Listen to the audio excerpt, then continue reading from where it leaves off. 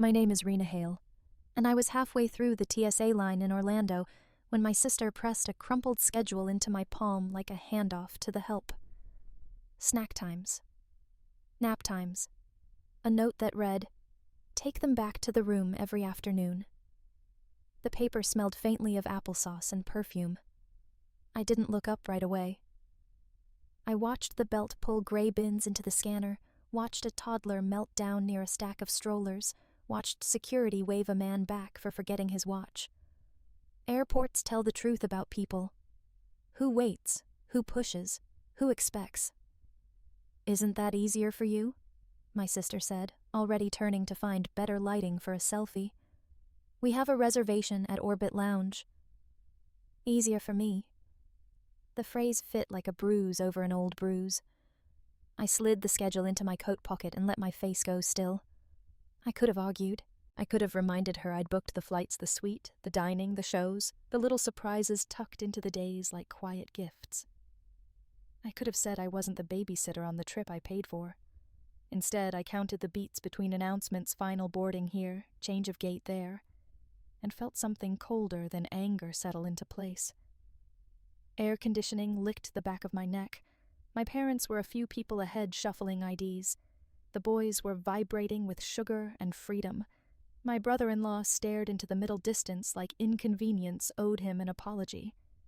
I put a hand on my suitcase handle and tried the sentence in my mouth the way you test a key. It turned smoothly. I didn't owe anyone a scene. I owed myself a decision. So I smiled, nodded, and let them move forward without me. If they wanted a schedule, I would give them one. It just wouldn't be the one they wrote. The funny thing about being the organized one is everyone thinks it's your hobby, as if order comes from joy, not survival. I built my life on precision because chaos was the family dialect, and my competence became their convenience. This trip began like most obligations disguised as love. "It'll be so fun to go together," my mother said. "The boys adore you," my sister added. "Love dressed up as assignment." I booked the flights, reserved the resort-mapped walking times, labeled the shared folder, Sunstate Adventure Hale Family. Told myself it was generosity, not servitude. Then came the Venmo silence, the "we'll settle later," the way my sister forwarded my plans to the group chat like they were hers. 2 nights before departure, Mom sent the wrong email, "Rena will handle everything. She's basically staff anyway." And my sister's reply, "Perfect, free childcare, so Evan and I can relax." I didn't confront them. I packed sunscreen and Band-Aids and ironed my linen shirt. There's a quiet that comes before a boundary snaps, still water before a storm. At the airport, the schedule I'd built pressed against my pocket. They thought love meant obligation. They were wrong. It was about to mean honesty. The plane had barely leveled when a juice box exploded across my sleeve. The boys laughed. My sister posed for her phone. Evan closed his eyes. My parents whispered about retirement. I cleaned the mess, cued the cartoon's reflex, not resentment. Kids don't weaponize you, adults do. One nephew fell asleep on my shoulder, warm and trusting. I loved them. That was the problem. "You're so good with them," my sister said sweetly. "Don't know how I'd do this trip without you." Compliment as leash. Then she waved a glossy brochure. "Evan and I booked a couple's brunch. You'll take the boys for naps, you're patient." I looked at the champagne photo, then my sticky sleeve. 2 worlds. Mine wasn't the one she imagined. I didn't mention my card held every reservation. I just nodded. When we landed, they stretched, laughed, reapplied lipstick. I steadied the luggage. Habit. Then at TSA, the itinerary sat folded in my hand, smug and certain. The boys ran ahead. The family shuffled forward. I stepped out of line. Not dramatically, not angrily, just intentionally. The first act of leaving is rarely loud. It's a quiet pivot no one notices until you don't come back. I slipped out of the TSA maze with the same grace I use when leaving a meeting that's turned unproductive quiet confidence. No explanation. No eye contact. My family moved forward, unaware the invisible cord tying me to their expectations had just been cut. I walked toward a pillar wrapped in faux tropical leaves, the hum of rolling suitcases and airport announcements folding around me like camouflage. I exhaled once, just enough to steady the hand that opened my phone. The Sunstate Resort app was still pinned at the top of my screen, the icon bright and childish, promising magic. I tapped it the way a surgeon might press into skin before making the first incision. My reservation appeared Coral Towers 7 guests, 3 nights.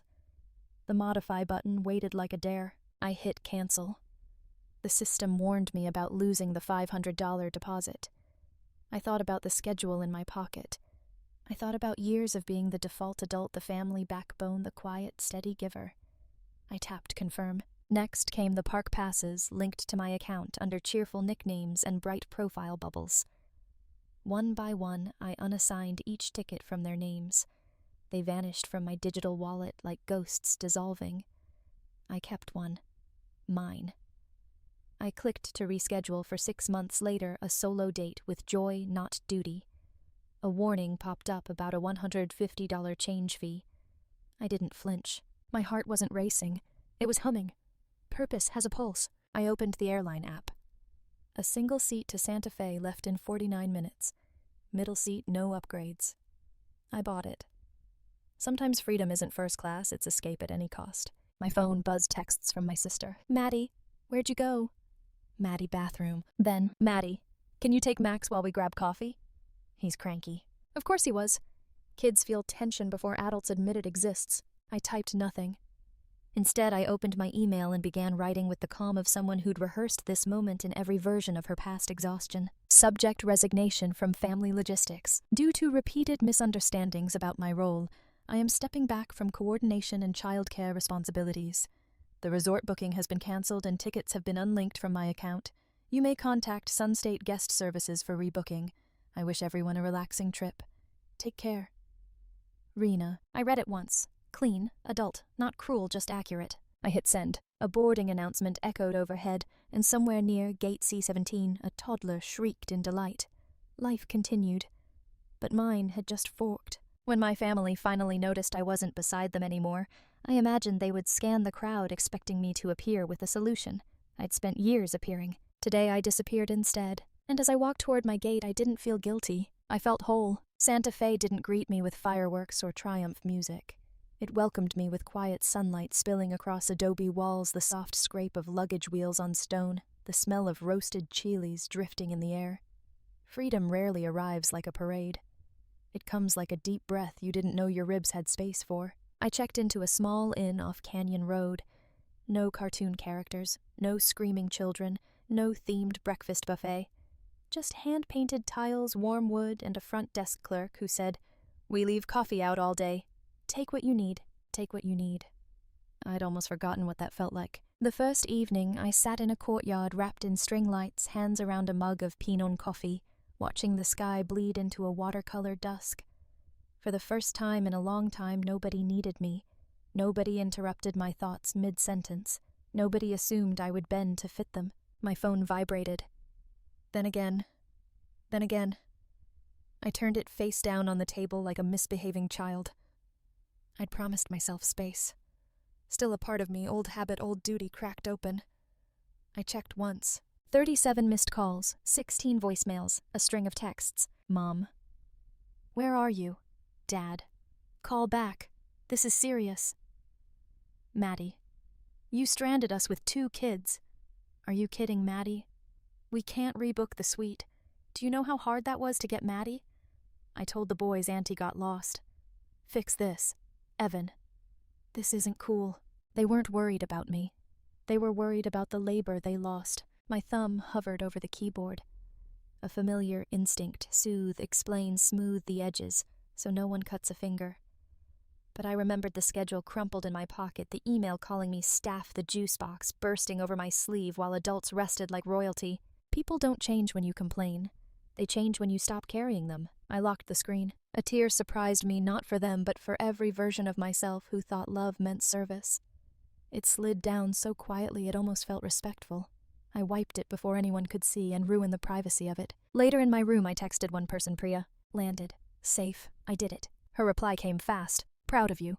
Boundary is not abandonment. It's oxygen. I lay back on the bed, listening to the ceiling fan hum, letting my body discover what rest felt like when not earned by exhaustion but chosen by dignity. I didn't respond to my family. Not that night. Silence, I realized, is sometimes the most adult language. And in that stillness, I didn't feel like I'd run away. I felt like I'd finally arrived somewhere I belonged. My own life. When I flew back to Chicago, the cold hit like clarity. Airports feel different when you're returning to yourself instead of duty. I didn't check my phone.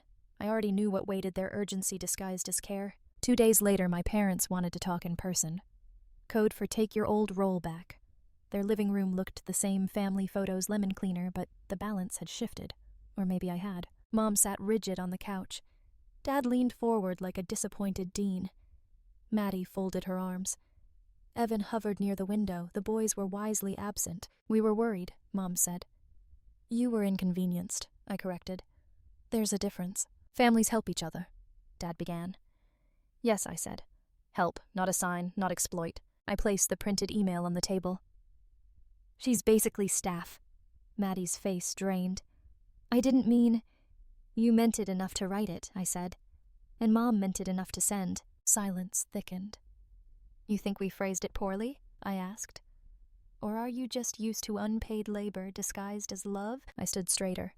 I'm not your child care planner or buffer. If you want my help, here are the terms.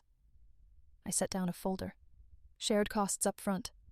Professional child care not assumed. Clear expectations. Mutual consent. Mom blinked. A contract with family. A boundary, I said.